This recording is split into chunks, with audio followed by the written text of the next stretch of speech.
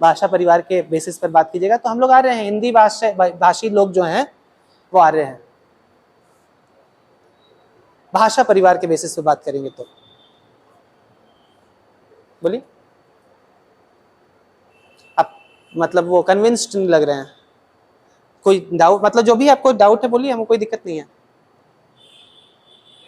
या आप ही बताइए, आप क्या बोलना चाह रही हैं?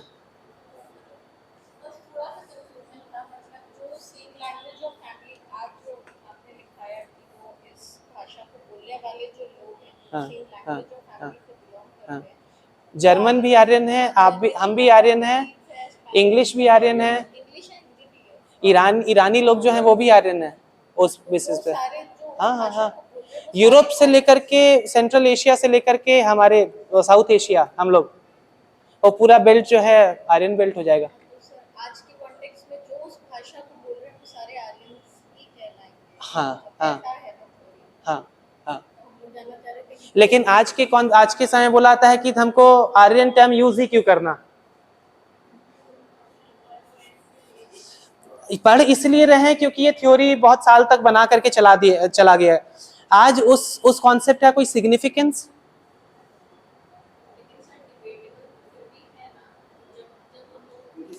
एक इंसान और दूसरे इंसान के बीच में वो डिफरेंशिएट करने का कोई सिग्निफिकेंस आपको पता चलता है? कोई भी दो इंडिविजुअल हैं, उनका फिजिकल कैरेक्टरिस्टिक जो हो, लैंग्वेज कैरेक्टरिस्टिक जो हो, डिफरेंशिएट करने से फायदा आपके जो normal day to day life है, वो सब एक प्रोपेगेंडा का मशीन और प्रोपेगेंडा के लिए कॉन्सेप्ट था।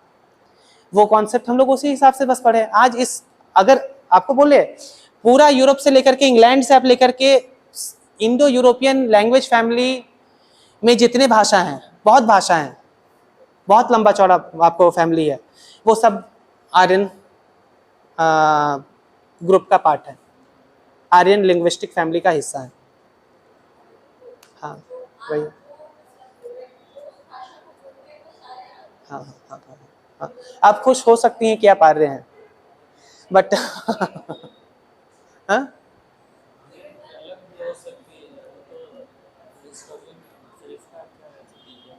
हाँ? इसका एविडेंस कुछ नहीं लिखना है। एविडेंस तो मतलब जहां पर हमको लगेगा डालने लायक वहीं पर डाल पाएंगे। अब बहुत आपको कॉम्प्लेक्स रहेगा तो वो थोड़ी डालेंगे। देखिए नंदन जी, हम अपने ही खुद से ही जितना, मतलब वो एक लिमिट से आगे बढ़ करके वो करते हैं, मतलब जो जितना प्रिपरेशन करना चाहिए, तो आप उसके लिए वो परेशान मत होइए कि इसके आगे भी और कुछ मिल जाता। हमसे एक इंसान 7 साल पहले एक इंसान बोले जितना मिल रहा है उतना खुश रहो। और सही बात है। आज हमको रियलाइज होता है कि जितना मिल रहा है खुश रहिए।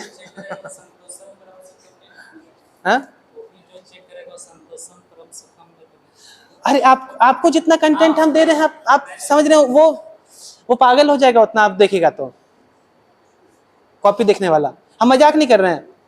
अच्छा, आपको हम आपको गारंटी के साथ बता रहे हैं, मेरे को हाईएस्ट नंबर आएगा हिस्ट्री ज्योग्राफी में। आपको भी आ सकता है अगर आप वो सारे पॉइंट को याद करके कीजिएगा तो, हम गारंटी के साथ बता रहे हैं। और हम ऐसे वो फॉल्स क्लेम नहीं करते हैं कि हम ये कर लेंगे वो कर लेंगे। यहाँ जहाँ पर मेरे को पता है कि हाँ वो कर सकते हैं, हम बस वहीं पर क्लेम करते हैं। तो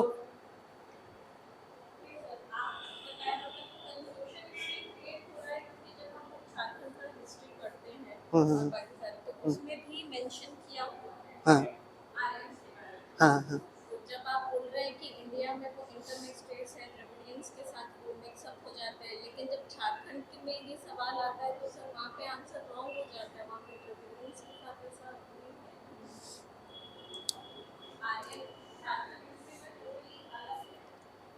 इंटरकास्ट मैरिज का नाम सुने हैं? इंटरकास्ट मैरिज का नाम सुने हैं? इंटर रिलीजन मैरिज का नाम सुने हैं? आपको हम लोग का फिजिकल कैरेक्टरिस्टिक कैसे डिसाइड होता है? हम माता पिता के जीन से, हाँ।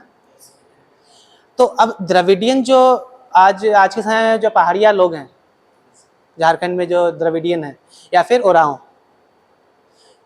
ओराओं जनजाति का कोई इंसान आर्य जनजाति के, आज तक पूरे इतिहास में कोई आर्य के साथ किसी का विवाह नहीं हुआ होगा, हाँ। धीरे धीरे करके आपको प्योरिटी, मतलब जो आप जो प्योर आर्यन, प्योर द्रव, वो सब, अरे ये सब ढकोसला था, इतना दिमाग मत लगाइए। जितना जितना जितना जितना है उस पॉइंट को आपको, पॉइंट ऑफ व्यू आपको बताना है, और आपको आर्य कॉन्सेप्ट का मास्टर बनना है। जितना आपसे पूछता है आर्य की उत्पत्ति, जो उसका जो बेस्ट पॉसिबल आंसर है वो आपको हम दे रहे हैं, आप उसको वहां पर जाकर के, नहीं नहीं ये नोट्स नहीं मिलेगा, दूसरा नोट्स मिलेगा। बट हम आपको पॉइंट तो सारा लिखवा दे रहे हैं, उसको बस आपको सेंटेंस फॉर्म में लिखना है। अब तीसरा जो है, हम लोग बात करते हैं इंडिया से।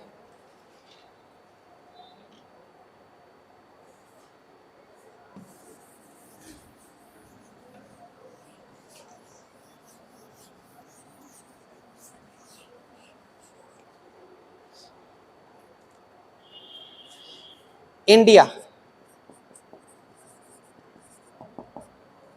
और इंडिया से आर्य थे, आर्य का होमलैंड इंडिया था। और ये कौन बोले? ये बोले आरसी मजूमदार।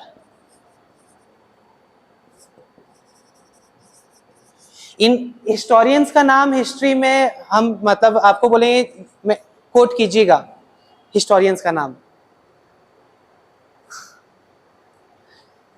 हिस्टोरियन का नाम जितना पॉसिबल हो, जहां पॉसिबल हो कोट कीजिएगा, आरसी मजूमदार। और हम हर आंसर में आपको लिखवा भी रहे हैं शुरुआत से ही हिस्टोरियन का नाम।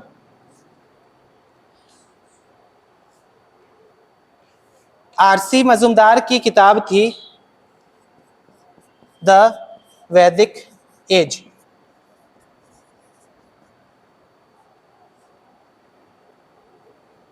आरसी मजूमदार की किताब थी द वैदिक एज।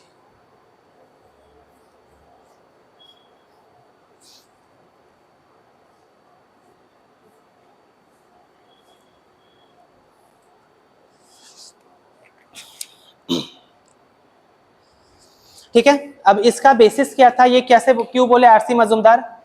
आरसी मजूमदार अपने इस किताब में, द वैदिक एज किताब में, ये क्लेम किए कि आर्य का होमलैंड इंडिया था। किस बेसिस पर किए? वो क्या बोलते हैं कि वेदा में, वेद में ऐसा जिक्र है कि आर्यों का जो ओरिजिनल होमलैंड था वो पंचनद वाला क्षेत्र था। पंचनद क्षेत्र समझ रहे हैं?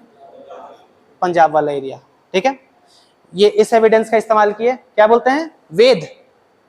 वेद इस बात का जिक्र करता है, आरसी मजूमदार के अनुसार वेद इस बात का जिक्र करता है कि आर्यों की ओरिजिनल होमलैंड को क्या बोलेंगे? वास्तविक गृह पंचनद वाला क्षेत्र था, पंचनद क्षेत्र था। ठीक है,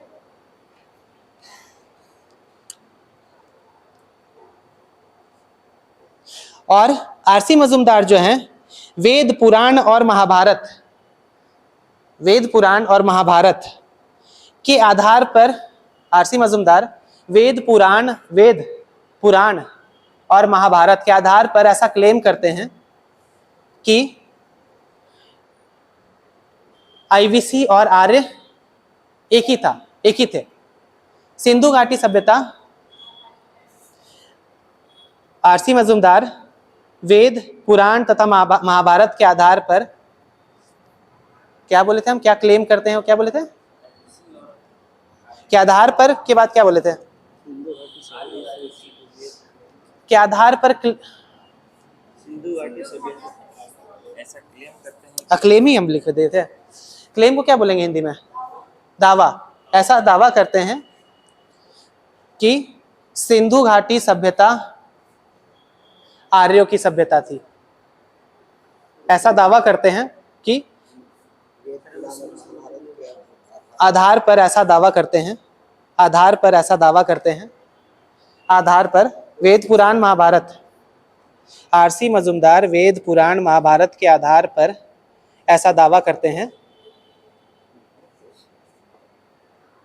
दावा करते हैं कि सिंधु घाटी सभ्यता आर्यों की सभ्यता थी। ठीक है, लेकिन अब ये इसको लेकर के आपके पास काउंटर पॉइंट है, याद है हम लोग जब सिंधु घाटी सभ्यता का उत्पत्ति का बात कर रहे थे तो आर्य के साथ कंपेयर किए थे। व्हीलर क्या क्या बेसिस है बोला था, मदर गॉडेस, यहाँ पर मेल, वहां पर अर्बन सिविलाइजेशन, रूरल सिविलाइजेशन। ठीक है, बहुत सारा पॉइंट था आपका। एक जगह आर्य लोग घोड़ा का इस्तेमाल करते थे, वो लोग घोड़ा का इस्तेमाल नहीं करते थे। हमको लगता है 10 पॉइंट था, 5-7 पॉइंट था उसमें, वो वाला पॉइंट को आप यहाँ पे इस्तेमाल कर सकते हैं। हमको यहाँ पर दोबारा से वो चीज लिखवाने की जरूरत नहीं है। ठीक है, फिर चौथा जो क्लेम है वो है तिब्बत।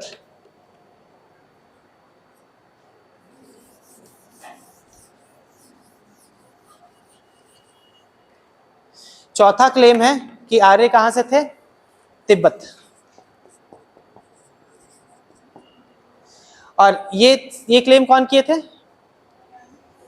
हाँ, आर्य समाज के लोग, आर्य समाज के लोग, जिसको लीड करते थे स्वामी दयानंद सरस्वती। उन्होंने दावा किया कि आर्यों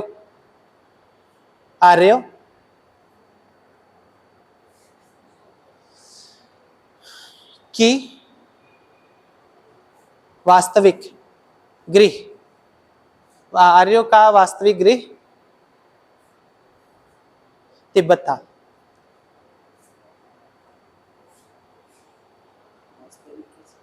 गृह, ठीक है, आवास स्थल, निवास स्थल, गृह, कोई दिक्कत नहीं है उसमें।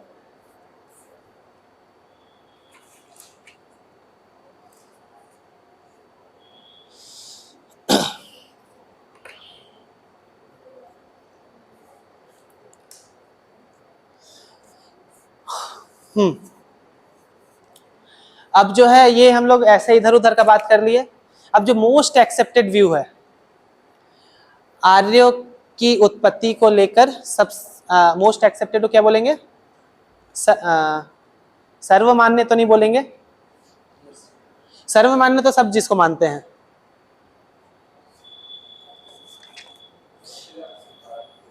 हाँ, सबसे ज्यादा स्वीकृत विचार, आर्यों की उत्पत्ति को लेकर सबसे ज्यादा स्वीकृत विचार।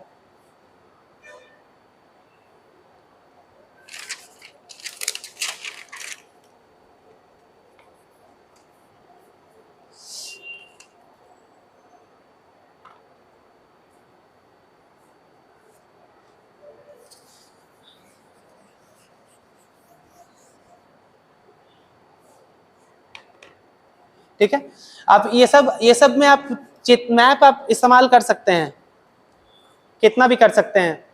देखिए तिब्बत आप मैप में दिखला सकते हैं, इंडिया बनाइए, इंडिया के ऊपर में तिब्बत बना दीजिए, उस वहां पर तिब्बत वाले में आप वो डायग्राम बना सकते हैं ना। सिंपल सा ऐसा इंडिया बनाइए,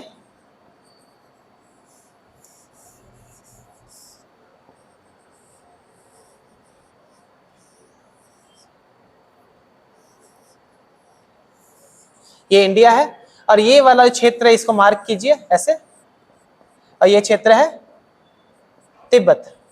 हम थोड़ा बढ़ा दिए होंगे लेकिन आप इस तरह से मार्क कर दीजिए, यही क्षेत्र है बेसिकली। इधर इतना दूर फैला हुआ है कि नहीं पता, लेकिन यहां तक तो है, काफी बड़ा है तिब्बत।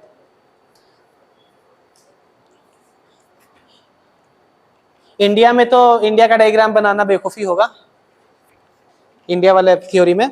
आप आर्कटिक वाले थ्योरी में बना सकते हैं, आर्कटिक वाले में आर्कटिक क्षेत्र दिखला सकते हैं ना।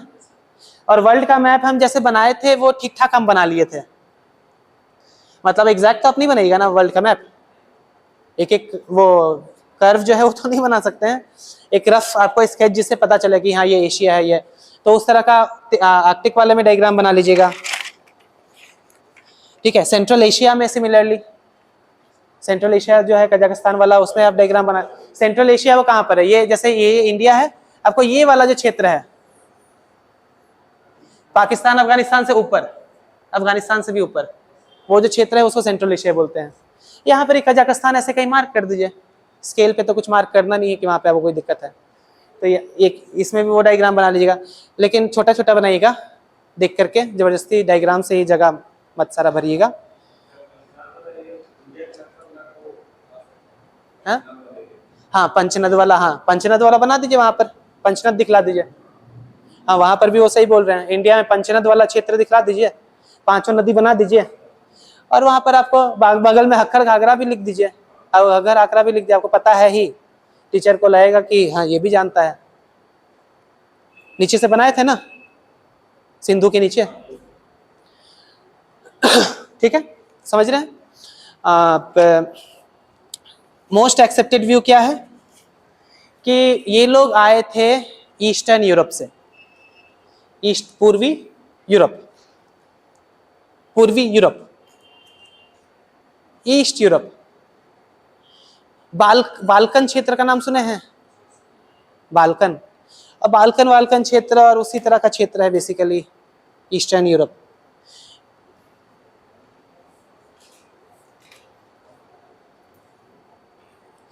ईस्टर्न यूरोप, ठीक है। अब ईस्टर्न यूरोप में भी क्या बोलता है, खासकर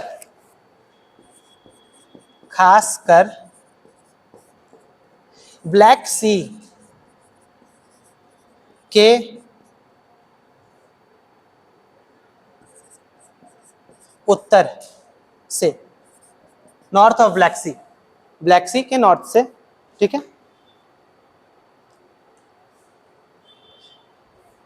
ये एक एरिया आपको बता रहा है ईस्टर्न यूरोप। ईस्टर्न यूरोप में भी कहां पर, खासकर जो ब्लैक सी है उसके ऊपर।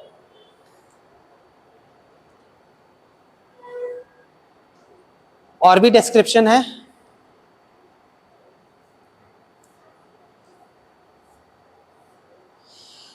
सेंट्रल एशिया, मध्य, एक डिस्क्रिप्शन हो गया। दूसरा डिस्क्रिप्शन लिखिए, सेंट्रल एशिया से लेकर दक्षिणी रूस,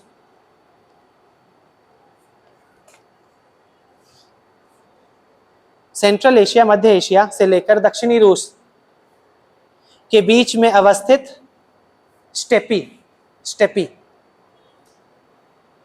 के घास के मैदान से, स्टेपी के घास के मैदान से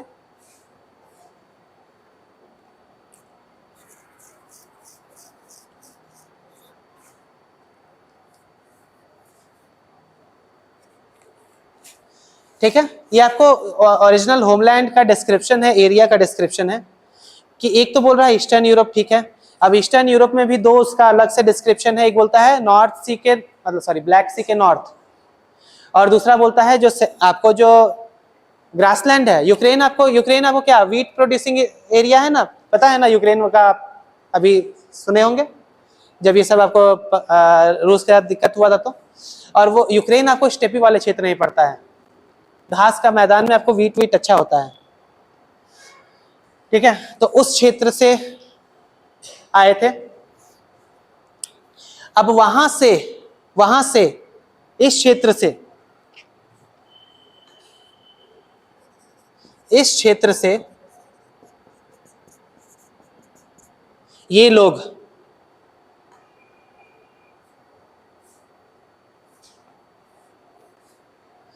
हिंदू कुश के उत्तर पहुंचे।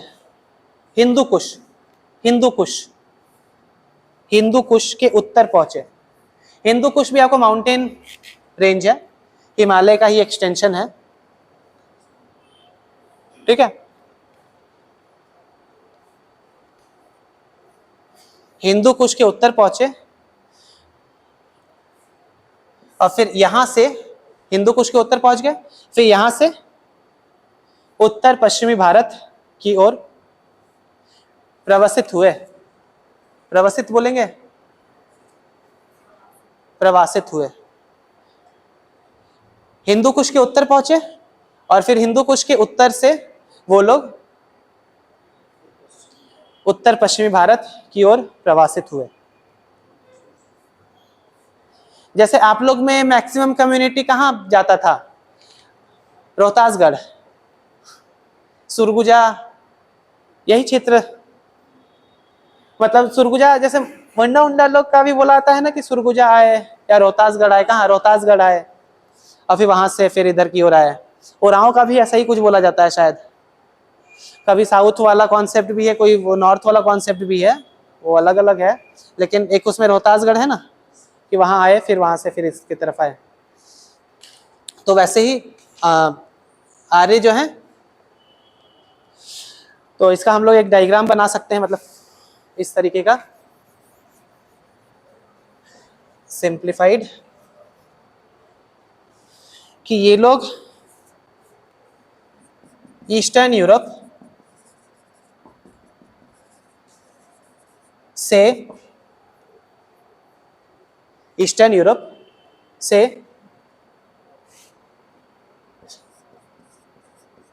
नॉर्थ ऑफ हिंदू कुश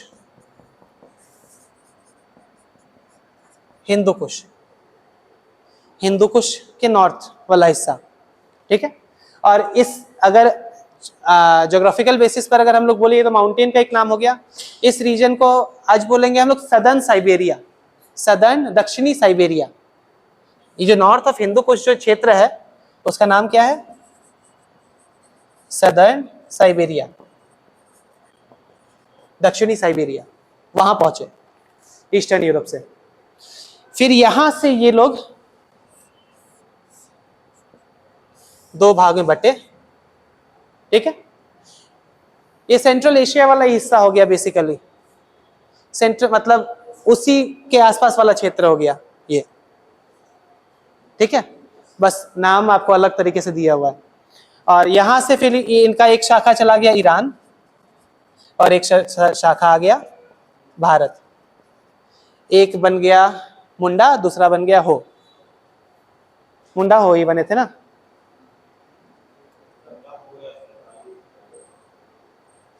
क्या बोल रहे हैं आप? मुंडा हो 47 अब एक कर दो।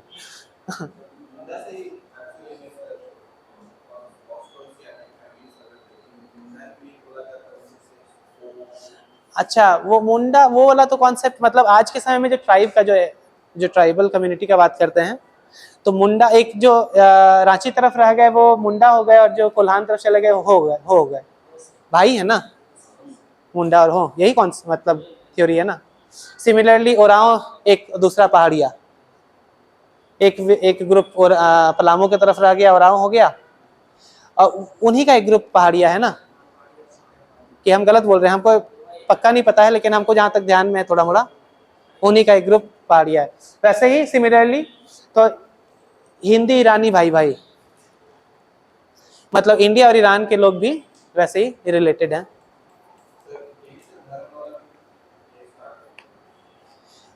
अवधारणा, धर्म का कॉन्सेप्ट,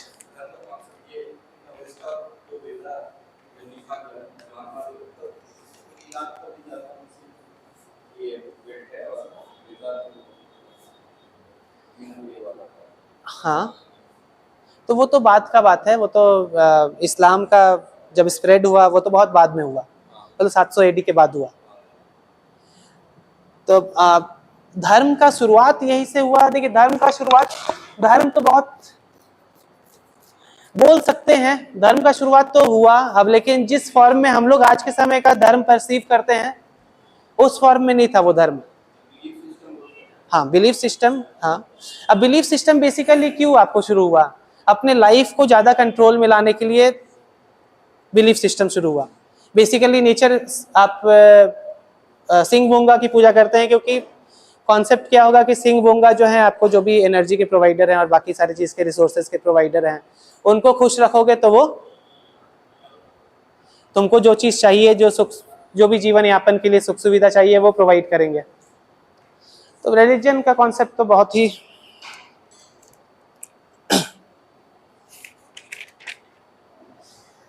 ठीक है, तो ये जो मोस्ट एक्सेप्टेड व्यू है वो ये है कि आर्य इस प्रकार से यहां से ओरिजिन हुआ उनका और इस रास्ते से वो ट्रैवल करते हुए आए। इसका भी आप डायग्राम बना सकते हैं। ठीक है, इसका डायग्राम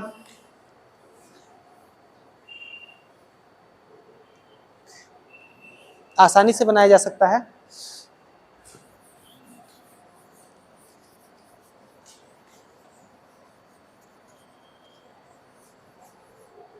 हम रफ डायग्राम बना रहे हैं, एग्जाम में भी आपको मोस्ट रफ ही डायग्राम बनाना है, गंदा नहीं बनाना है जबरदस्ती का, लेकिन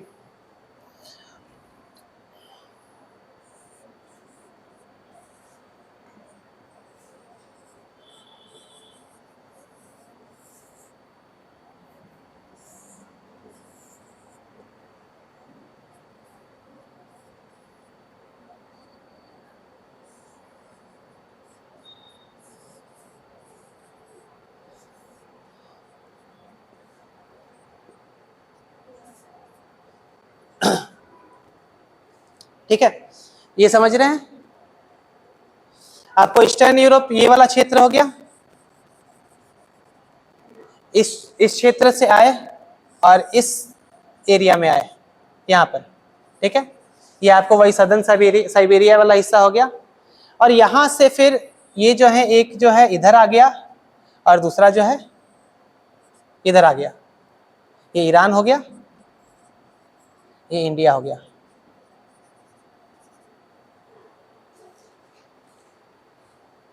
ठीक है, आप एरो से माइग्रेशन दिखला रहे हैं कि इस तरीके से, मतलब उस डायरेक्शन में माइग्रेशन हो रहा है।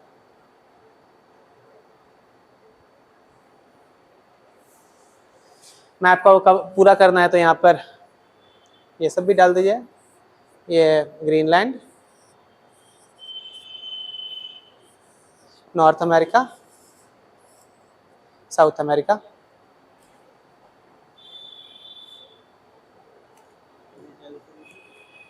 ईरान,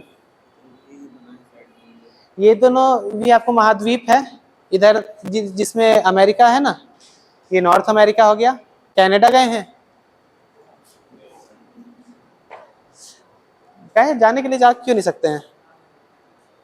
सपना अब ऐसा चीज नहीं है, सपना वाला चीज अब नहीं है, किसी के लिए भी सपना वाला चीज नहीं है। हाँ? अच्छा, ये डिप्टी कलेक्टर डीएसपी बनने के बाद जाइएगा। मेरा एक दोस्त गया है, कनाडा गया, तो उसको वहां का पीआर लेना है, परमानेंट रेसिडेंसी। जैसे यूएस में ग्रीन कार्ड लेते हैं ना, तो कनाडा में वो लड़का यहाँ पर, वो जम्मू कश्मीर का लड़का है, यहाँ 50 लाख रुपए साल कमा रहा था। वो 4 लाख रुपए हर महीना उसके अकाउंट में आता था वेतन। ठीक है, लेकिन इंडिया में बोला भाई इंडिया में हम नहीं रह सकते, बहुत कचरा है। मतलब जो बोलता है वो ठीक ही बोलता है, कचरा तो है ही। अब हम लोग को कचरा अच्छा लगता है। हाँ हाँ हाँ हाँ, तो उसका स्टोरी इंटरेस्टिंग है, आप सुनिए तो आप बता रहे हैं। तो वो लड़का वहाँ पर कॉलेज में एडमिशन लिया, 9 महीने का कोर्स में एडमिशन लिया, डिप्लोमा करके बोल के।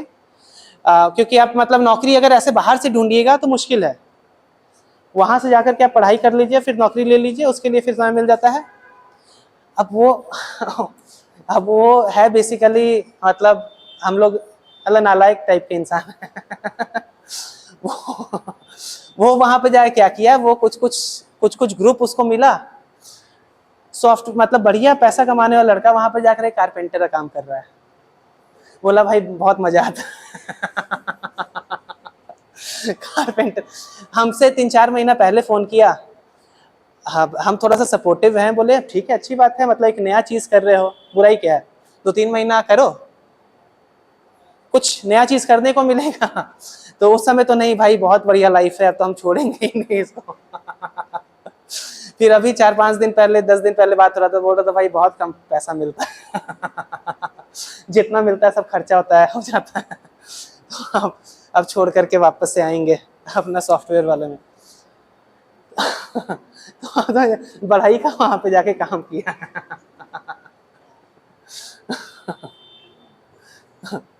कोई बुराई नहीं है उसमें। अब हमको भी 2 महीना के लिए दे दीजिए अपने आप को, आप लोग किसी घर में बढ़ई काम करवाना होगा तो हमको 2 महीना के लिए दे दीजिए, जिस समय मेरे पास फुर्सत रहेगा हम कर देंगे। अच्छा, तो मतलब बीच में कुछ और करने के लिए, लेकिन इंटरेस्टिंग है। क्या बोल रहे हैं? हाँ, अरे उनको चांद पे चले जाएंगे, उनके चक्कर में मत रहिए। वो अभी अपने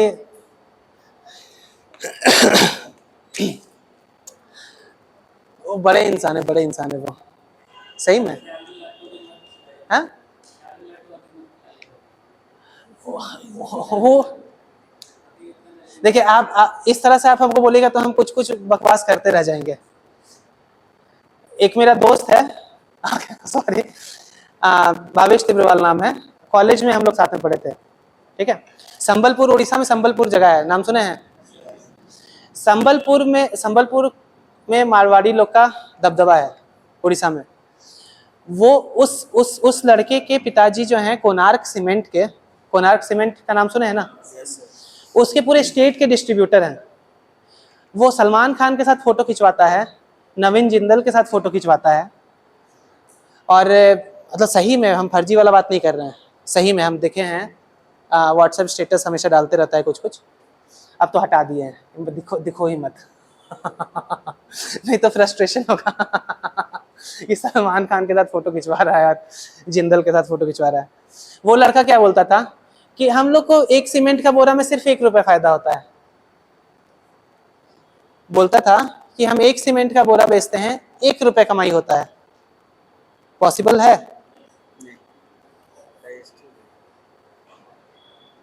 कमाएगा कैसे? अरे एक ट्रक में कितना बोरा अटता होगा? 500-1000 बोरा अट जाता होगा। एक ट्रक भेजने में 1000 रुपए कमाएगा तो पेट्रोल और ड्राइवर और बाकी क्या देगा? हाँ?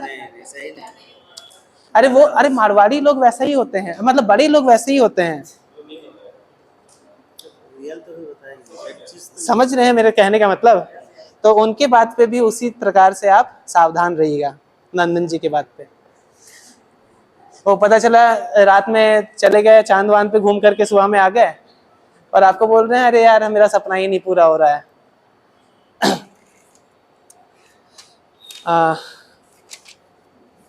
अब चलिए, अब माइग्रेशन, जो आर्यों की उत्पत्ति पे क्या क्या थ्योरी है वो हम लोग बात किए।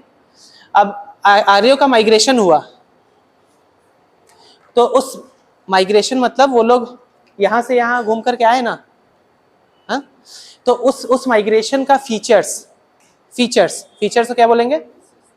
विशेषताएं। आर्यों के माइग्रेशन को क्या बोलेंगे हिंदी में? प्रवास की विशेषता। आर्यों के प्रवास की विशेषताएं।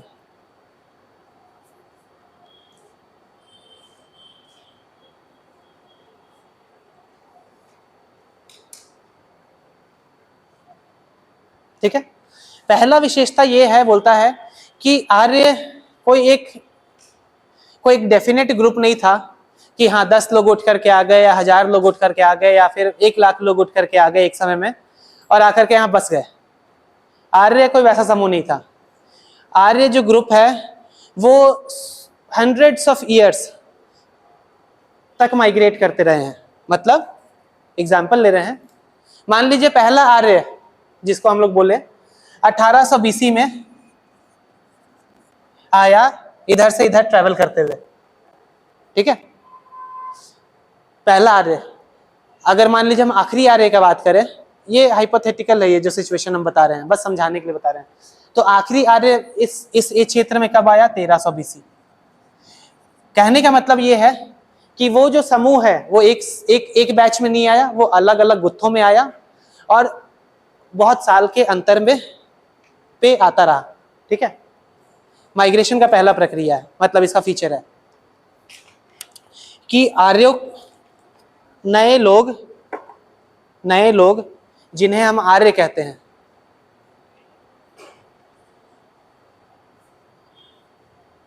वह कई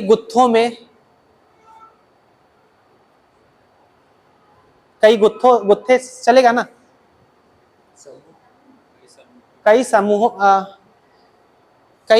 समूहों में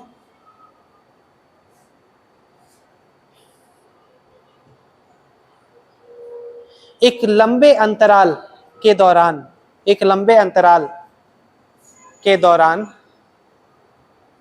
प्रवासित हुए।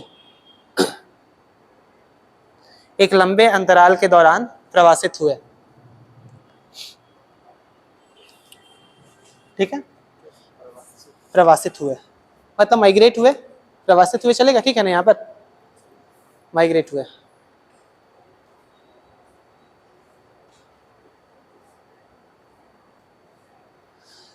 ठीक है,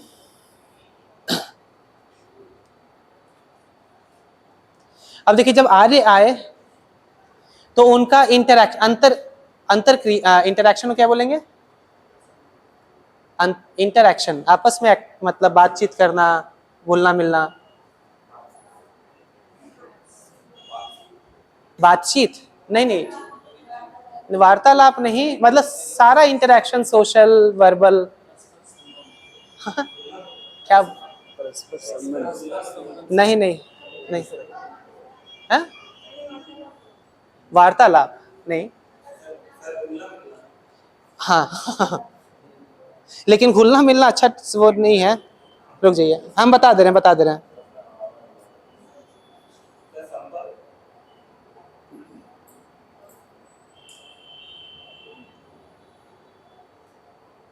परस्पर क्रिया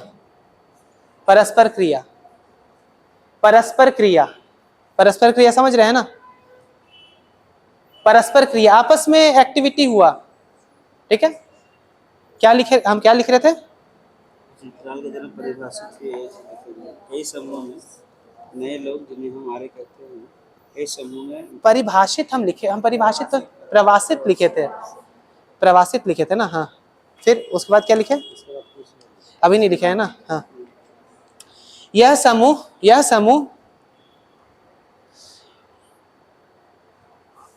इंडिजिनस मूलवासियों के साथ, इस समूह का मूलवासियों के साथ परस्पर क्रिया हुई, इस समूह का मूलवासियों के साथ परस्पर क्रिया हुई। ठीक है, अब क्रिया दोनों प्रकार की हुई,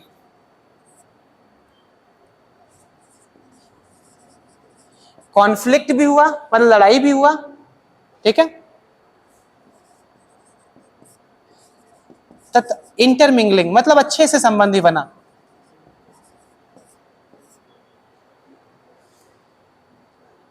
कॉन्फ्लिक्ट भी हुआ और इंटरमिंगलिंग भी हुआ। कॉन्फ्लिक्ट मतलब विवाद या फिर लड़ाई, और इंटरमिंगलिंग मतलब सौहार्द, क्या बोलते हैं टर्म, सौहार्द संबंध, मधुर संबंध भी रहा। आर्यंस और जो इंडिजिनस ग्रुप थे उनके बीच में कभी बहुत सारे केसेस में लड़ाई हुआ और बहुत सारे केसेस में अच्छा कॉर्डियल रिलेशन भी रहा, मधुर संबंध भी रहा। ठीक है, फिर इसके बाद क्या फीचर है, ठीक है, आर्यों के पास कुछ एडवांटेज था।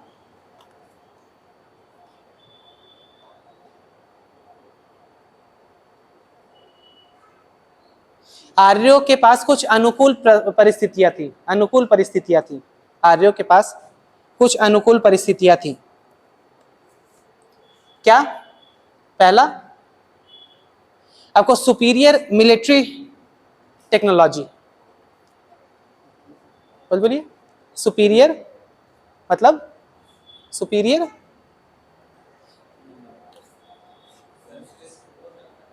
सर्वश्रेष्ठ तो सबसे अच्छा हो गया, बेहतर मिलिट्री सैन्य तकनीक, बेहतर सैन्य तकनीक था इनके पास, बेहतर सैन्य तकनीक था। अब बेहतर सैन्य तकनीक में क्या था, रथ और घोड़ा। बेहतर सैन्य तकनीक में क्या था? रथ और घोड़ा। रथ और घोड़ा। देखिए घोड़ा जो है ना, घोड़ा बहुत इंपॉर्टेंट रहा है इंडिया के हिस्ट्री में। मतलब पॉलिटिकली कैसे, और घोड़ा से रिलेटेड टेक्नोलॉजी भी जो है ना, आप हिंद, यवन, कुषाण, पार्थियन, ये लोग का नाम सुने हैं ना। ये लोग जब आए तो अपने साथ में रेन और सैडल लाए। रेन और सैडल। रेन और सैडल बेसिकली क्या होता है? दो चीज है। घोड़े के ऊपर बैठने के लिए जो गद्दा, मतलब जो बना हुआ होता है, और एक पैर फंसाने के लिए आपको एक नीचे होता है। देखे होंगे मूवी में, कभी कभी रास्ते में भी देखे होंगे, रांची में कभी कभी दिखता है घोड़ा। पैर फंसाने के लिए एक होता है जगह, वो आप समझ रहे हैं वो ग्रिप बनाने के लिए कितना जरूरी है। वो टेक्नोलॉजी वॉर के लिए डिसाइसिव था। सिर्फ वो बंधा हुआ चीज राजा को जिता देता था और हरा देता था। मतलब भारत में राजघराना को बनाया है। तो घोड़ा, सिर्फ घोड़ा का एग्जिस्टेंस, घोड़ा में पैर फंसाने का जगह, ये सारी चीज बहुत इंपॉर्टेंट रहे इंडिया के हिस्ट्री में। इंडिया में सबसे इंपॉर्टेंट रूलर कौन रहा है? जिसका कि घोड़ा के ट्रेड रूट के ऊपर कंट्रोल रहा है। इंडिया के जो घोड़े होते हैं वो नालायक होते हैं, छोटे होते हैं, वार के लिए नहीं होते हैं उपयुक्त, लड़ाई के लिए, युद्ध के लिए उपयुक्त नहीं होते हैं। तो इंडिया में जो राजा जो घोड़ा का उपयोग करता था वो कहाँ से लाता था? अरब से। अरबी घोड़े होते थे। तो घोड़ा जो है बहुत सिग्निफिकेंट है पूरे इंडियन हिस्ट्री में। यहाँ पर भी आप देख रहे हैं घोड़ा जो है मिलिट्री एडवांटेज था। एडवांटेज था जिसके कारण से इस कारण से क्या हुआ? इस कारण से पूरा राजनीतिक डोमिनेंस बन गया आर्यन का भारत पर। ये जो सुपीरियर मिलिट्री टेक्नोलॉजी है, इस कारण से भारत पर इनका राजनीतिक वर्चस्व स्थापित हो गया। राजनीतिक वर्चस्व, इसी कारण राजनीतिक वर्चस्व स्थापित हुआ। ठीक है। और भारत के कंटेक्स्ट में, भारत के संदर्भ में जो अगला जो पॉइंट है कि आर्य जो यहां पर आए वो वैदिक फॉर्म ऑफ आर्यन लैंग्वेज का इस्तेमाल किए, आर्य भाषा के वैदिक रूप का इस्तेमाल किए। ठीक है। भारत में आने वाले आर्यों ने आर्य भाषा के वैदिक रूप का प्रयोग किया।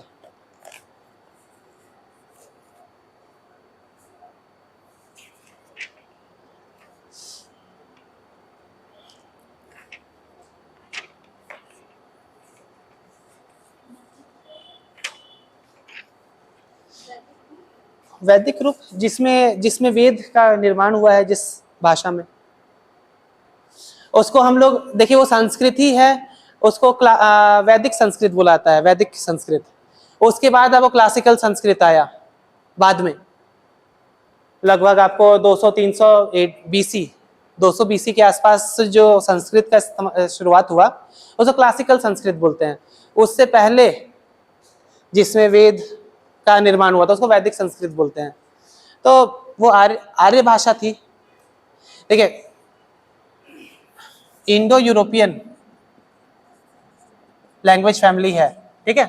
इसके अंदर भी एक लैंग्वेज, मतलब इसको बहुत अलग अलग, मेरे दादाजी के इतने बेटा, फिर उनके इतने बेटा, वो समझ रहे लैंग्वेज फैमिली कैसे बनता है, मतलब फैमिली ट्री कैसे बनता है। तो इंडो यूरोपियन लैंग्वेज के अंदर में आता है इंडो आर्यन लैंग्वेज, आर्यन भाषा। और इसके अंदर में आ जाएगा आपको बहुत सारा संस्कृत, हिंदी, ठीक है, इस तरह का, बंगाली, उड़िया, और भी बहुत सारी भाषा है जो इस भाषा परिवार का हिस्सा है। मराठी भी होगा शायद, चेक करना पड़ेगा इस भाषा परिवार का हिस्सा है कि नहीं। ठीक है। तो ये फीचर्स हो गया। अब फीचर के बाद आप ये आंसर में लिख दीजिएगा अपना कंक्लूजन। कंक्लूजन में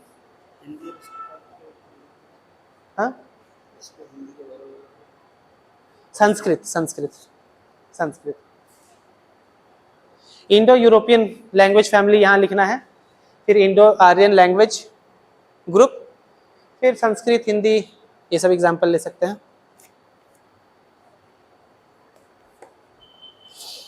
ठीक है, अब आर्यों की उत्पत्ति क्या पे आप कंक्लूजन फिर लिखिएगा। बेसिकली आप शुरुआत आप इस तरह के तरीके से करते हैं कि आर्य जो है वो प्रजातीय जो सिद्धांत था रेस का, जो प्रजाति का जो सिद्धांत था आज के समय में, उसको एंथ्रोपोलॉजिस्ट गलत मानते हैं, तो आर्यों को एक भाषाई समूह के रूप में देखा जाता है। ठीक है, और फिर वो लोग किस तरीके से आए, कौन से दिशा में आए, बाकी कुछ सबका लिख भी दीजिए कि हाँ तिलक जी ये बोले, आर्य समाज के लोग ये बोले, मजुमदार जी ये बोले, और आज के समय में मैक्सिमम जो लोग हैं मानते हैं कि ईस्टर्न यूरोप से आपको नॉर्थ ऑफ हिंदू कुश, वहां से इस दिशा में आ गया। ठीक है,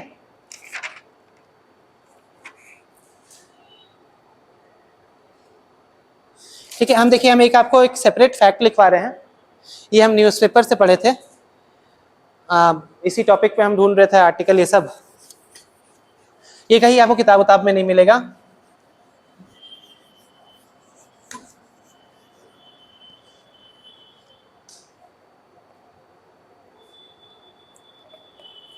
एक जेनेटिक मार्कर,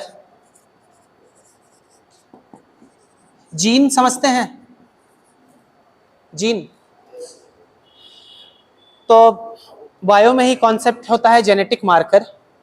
ठीक है, मार्कर बेसिकली उसी तरह का चीज है जो आइडेंटिफाई करने में हेल्प करता होगा।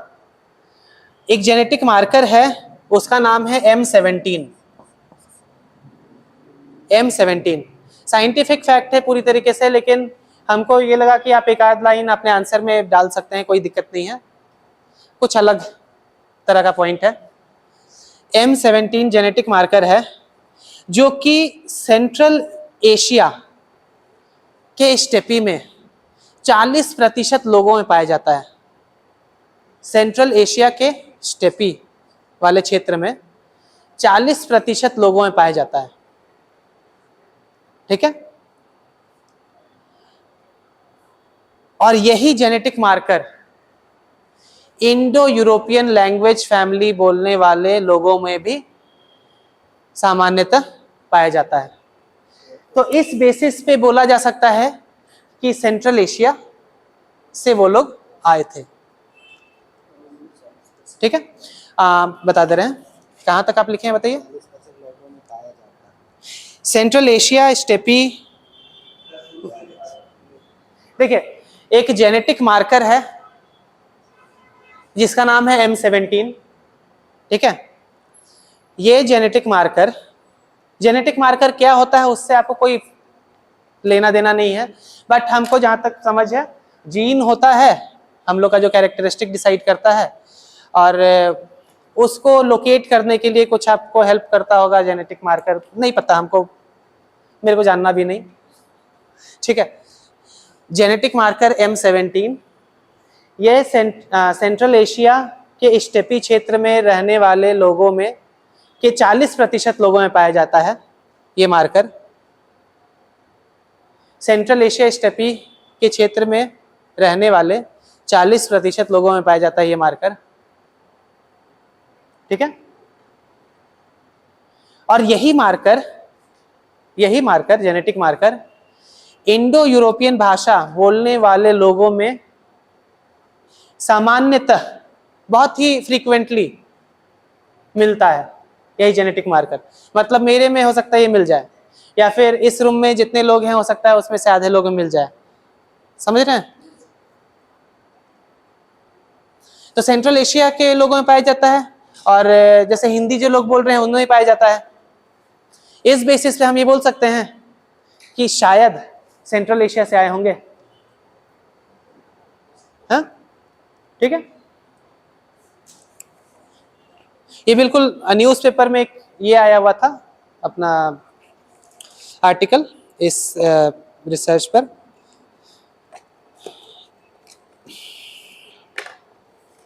तो ये देखिए आपका जो दूसरा टॉपिक है हिस्ट्री का, ओरिजिन ऑफ आर्यंस, ये कंप्लीट हो गया।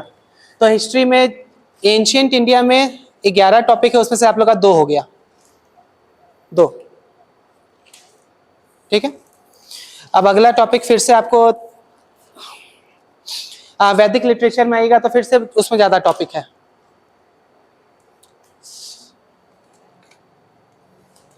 बात कर ले वैदिक लिटरेचर पे कि छोड़ दे? चलिए, तो आप लोग खाना पीजिए। कल क्या करें, हिस्ट्री की ज्योग्राफी?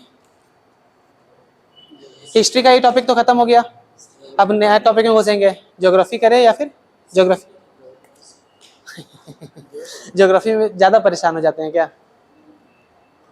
हाँ हाँ हाँ हाँ, वो बात सही है। ज्योग्राफी हो जाएगा आसानी से, हिस्ट्री का ये सब नहीं मिलेगा आपको आसानी से।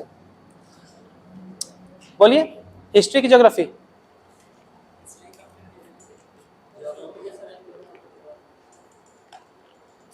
देखिए, उनका लॉजिक जो है हम उससे एग्री करते हैं। ज्योग्राफी का आपको पूरा कंटेंट एनसीईआरटी में आपको सीक्वेंस से मिल जाएगा, इसका आपको कहीं से नहीं मिलेगा। हाँ, लेकिन हम किसी को उसको छोड़ नहीं सकते, इग्नोर नहीं कर सकते हैं ज्योग्राफी को, क्योंकि मेरा रेस्पॉन्सिबिलिटी है करवाना।